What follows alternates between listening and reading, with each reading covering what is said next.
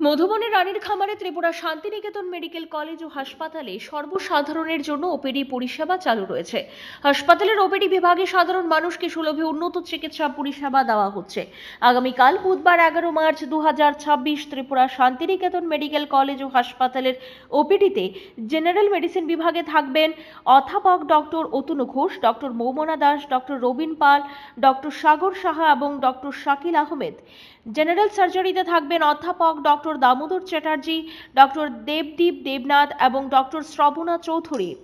Orthopaedics বিভাগে থাকবেন doctor Mimani De, doctor Nabarun Debnath এবং ডক্টর কৃত্তিমান সাহা। প্রসূতি ও স্ত্রী বিভাগে থাকবেন ডক্টর এ কে রক্ষিত।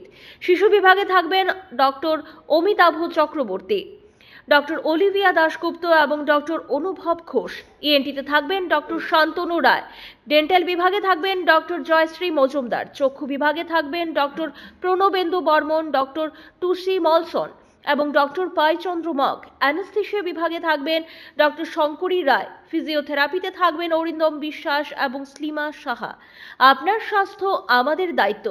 বিশেষজ্ঞ চিকিৎসক, অত্যাধুনিক যন্ত্রপাতি ও উন্নত পরিষেবা।